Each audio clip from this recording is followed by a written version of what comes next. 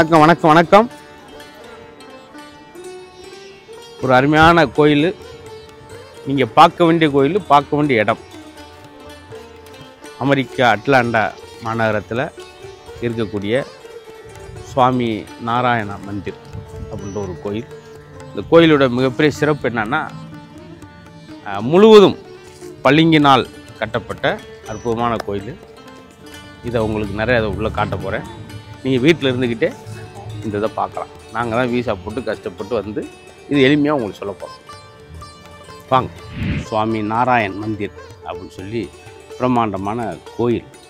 பிரம்மாண்டம்னா என்னென்னா, எங்கேயும் இல்லாத மாதிரி கிரானைட் மார்பிலே செதுக்கப்பட்ட நல்ல அழகான சிற்பம். அவ்வளோ சைனிங்காக இருக்கும், யூனிக்காக இருக்கும். அதனால தான் ஃபோட்டோ எடுக்கக்கூடாதுன்னு சொல்கிற காரணம். இப்படி ஒவ்வொரு ஊர்லேயும் உள்ள சிறப்புகளை எடுத்து நான் வீடியோவில் போடுறதுல எனக்கு ஒரு சந்தோஷம். அதை நீங்களும் பார்க்கணுன்றதுக்காக பார்த்துக்குங்க.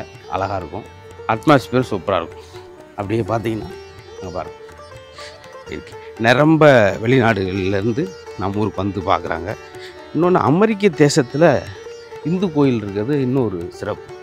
இங்கே வந்து அது ஒரு இங்கே மட்டும் இல்லாமல் 2-3 இடங்கள் இருக்குது. நிரம்ப கோயில் வச்சுருக்காங்க.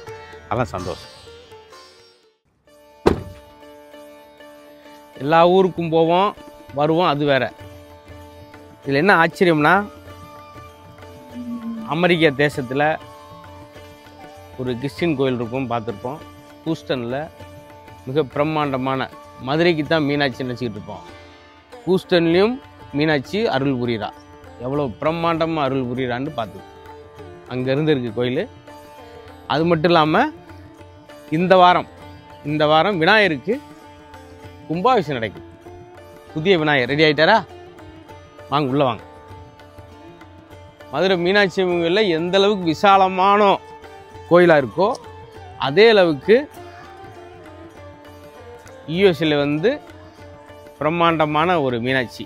இங்கே வந்து மீனாட்சி அருள் புரியுது. எனக்கு ரொம்ப மெய்சிலிர்ப்பாக இருக்குது. ஏற்கனவே 10 வருஷத்துக்கு முன்னாடி நாங்கள் வந்திருக்கிறேன் மீனாட்சிக்கு. இப்போயும் மீனாட்சியை பார்க்குறது பெரிய சந்தோஷம். விநாயகருக்கு இந்த வாரம் கும்பாபிஷேகம் நடக்குது. அதனால் கொஞ்சம் தயாராகிட்டு இருக்காரு விநாயகர், பார்த்துக்குங்க. இவ்வளோ நாளாக மதுரையில் தான் மீனாட்சி அருள்பாலிக்கிறா, மதுரையை ஆளுகிறா அப்படின்னு நினச்சிக்கிட்டு இருந்தோம். ஹூஸ்டன்லேயும் இங்கே இருக்கிற தமிழ் மக்கள் குறைஞ்ச எத்தனை பேர் சார் வருவாங்க? இங்கேயுமே 3000 பேருக்கு அன்னதானம் நடக்கிற மாதிரி நடக்குதுன்னா அந்த பிரம்மாண்டத்தை பார்த்துக்குங்க. அதுக்கு மேலே தேவையில்லை. எங்கே எந்த கோயில் போனாலும் விநாயகரை கும்பிட்டுட்டு தான் உள்ளே போகிறோம். இப்போ நான் ஒன்று கேட்குறேன், ஏன் எல்லாருமே எங்கே போனாலும் முதல்ல விநாயகரை கும்பிட்டுட்டு போகிறோம்? யாருக்கா தெரியுமா? ஏன்னா விநாயகருக்கு தான் மவுஸ் இருக்கும், எலி. இன்றைக்கி எங்கே எலியன்னு தெரியல. அது எலி ஏதாவது பொந்துல முண்டிடுது. அதான் ஆமாம், ரியலியான விஷயந்தான். அதனால் ஆதி முதல் கடவுள். இன்னொரு சிறப்பு என்னென்னா, நம்ம மீனாட்சியில் வெறும் மீனாட்சி மட்டும் இல்லை, பெருமாள் இருக்கார், சிவன் இருக்கார், உள்ள பூசாரியும் இருக்கார். அவரையும் நம்ம போய் இப்போ கிருஷ்ணர் இருக்கார், எல்லாருமே இருக்காங்க. இன்றைக்கி இருப்பாங்க, உள்ளே இருப்பாங்க. வாங்க. இப்போ விநாயகரை முதல்ல தரிசிக்க போகிறோம். விநாயகரை தரிசித்துட்டு அப்படியே நேர ஐயப்பன் பாருங்கள். சபரிமலையிலவரும் இருக்கார், மதுரையும் இருக்குது. ஒரே இடத்துல இத்தனை ஐயப்பன் இருக்கார்.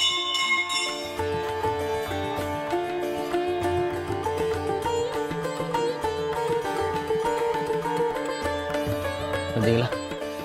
சபரிமலைக்கு சில நேரம் மலேசியாவிலேருந்து நான் வரும்போது பார்த்தீங்கன்னா அவ்வளோ பேர் வருவாங்க. ஒரே ஃப்ளைட்டில் கிட்டத்தட்ட 150 பேர் வருவாங்க சபரிமலைக்கு போகிறேன்னு சொல்லி. இங்கே உள்ளவங்க அவ்வளோ தூரம் வர முடியாதுன்றக்காக ஐயப்பனே இங்கே வந்துட்டார். அப்போ சபரிமலை ஐயப்பன் இருக்கார், மதுரை மீனாட்சி இருக்குது, சொக்கநாதர் இருக்கார். பார்த்தீங்களா? 18 படி. வாழ்க்கையில் கவனமாக படி. ஆமாம், பார்த்தீங்களா? இந்த பிள்ளை யார் தெரியுதா? அவர் தான் பிள்ளையார். எவ்வளோ அம்சமாக. அதுபோக கோயில்னாலே ஒரு அமைதி இருக்கும். நம்ம ஊரில் இருக்காது. கச்ச கச்ச கச்சன்னு சுண்டல் எங்கே தராங்க, பொங்கல் எங்கே. டெம்பிள் ரன்னு கேம் வந்திருக்கு. முதல் டெம்பிள் ரன் எங்கே வச்சு தெரியுமா? நம்ம கோயிலில் தான். அந்த சுண்டலுக்காக சுற்றி சுற்றி ஓடியாரேன் பார்த்தியா, அண்ணன் டெம்பிள் தான். ஆனால் இங்கே அவ்வளோ அமைதி, பீஸ்ஃபுல். அது மட்டும் இல்லாமல் பார்த்தீங்களா, அடடா காணக்கோடி கண்கள் வேண்டும். ஆனால் கண்கள் வேண்டும், இதுக்கு இப்போ சாவி வேண்டும். இந்த பக்கம் போனால் சாவி வேண்டும். அதனால் அப்படி சுற்றி வரும். பார்க்க பார்க்க ஆனந்தம், பார்க்க பார்க்க அமைதி. முருகர் ஃபஸ்ட்டு பாருங்கள். விநாயகர் அண்ணனை பார்த்துட்டோம், வாங்க தம்பியை பார்ப்போம். அதுக்கு இங்கே ஒரு தம்பி தான் எனக்கு ஹெல்ப் பண்ணுறாரு. அதுதான் ரொம்ப முக்கியம்.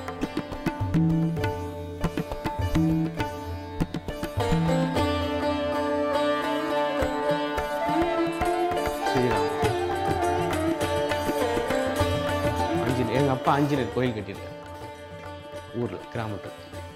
எங்கள் அப்பாவுக்கு ரொம்ப பிடிச்ச சாமி.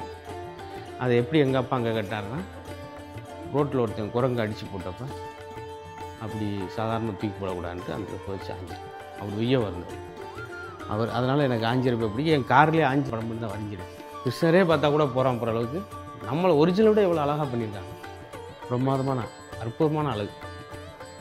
சங்கராச்சாரியர் இருக்காங்க, ஆழ்வார்கள் இருக்காங்க.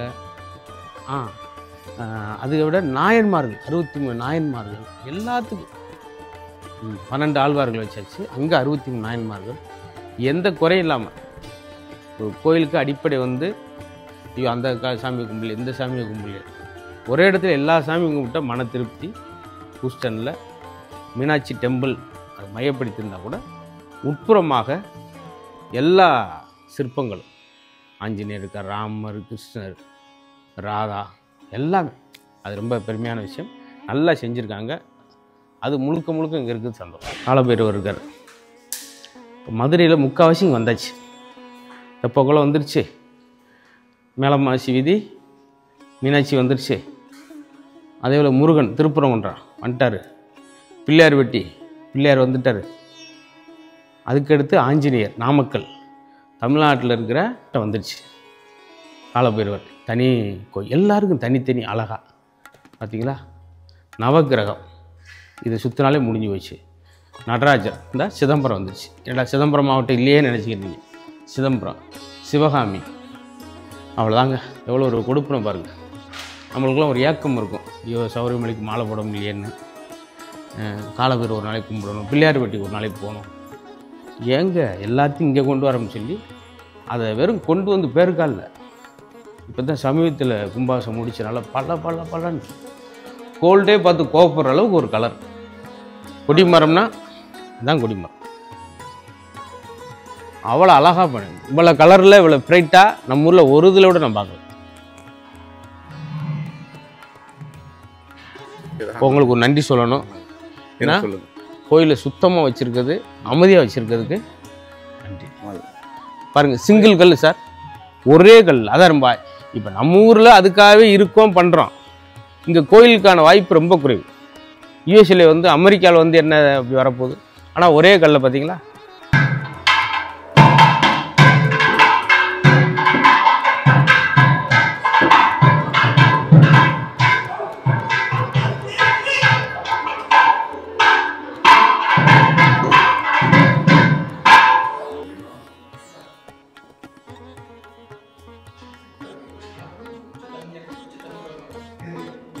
நாங்கள் தெரிந்து கொண்டோம். மீனாட்சி சொல்லிட்டால் அவங்க ஊர்லேருந்தே வந்திருக்கோம். சந்தோஷம். மதுரை முத்துவராருன்னு மீனாட்சி சொன்னால் சொல்லிட்டேன்னு சொல்கிறாங்க.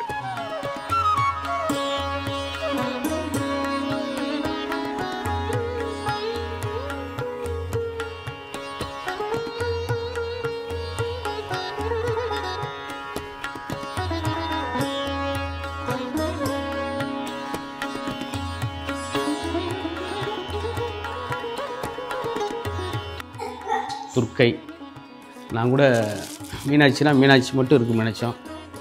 துர்க்கை இருக்காங்க, பெருமாள், சிவன், பார்வதி, ஆஞ்சநேயர் எல்லாமே சார். அடுத்து பாருங்கள், கன்னிகா பரமேஸ்வரி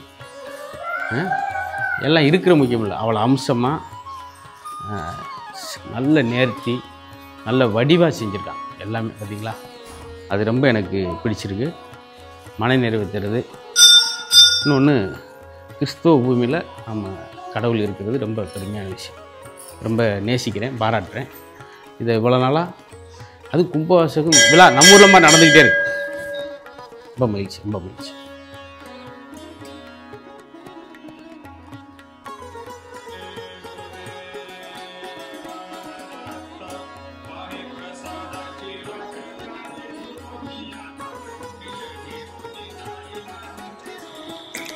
அட்லாண்டா ஒரு புதிய பூமியாக மாறி வருகிறது. காரணம் சாய்பாபா டெம்பிள். எங்க இத்தனாயிரம் மைல் கடந்து சாய்பாபா அருள் பெறுகிறாரு. நம்ம தமிழ், குஜராத்தி, தெலுங்கு மக்களுக்காக இன்னைக்கு வந்தா இரவு உணவு உடனே கிடைத்திருக்கு. இங்க வந்து இறைவன் வழிபட்டு விபூதி வாங்கிட்டு தீர்த்தம் வாங்கிட்டு ரொம்ப ஒரு சின்ன தெம்பு கொடுக்கும், ஒரு டானிக் மாதிரி. அதனால வந்து நம்ம சாமி கும்பிட முடியலையே, ஊருக்கு போக முடியலையே, கோயிலுக்கு போக முடியலன்ற இயங்குறவங்களுக்கெல்லாம் பெரிய வரப்பு சார்.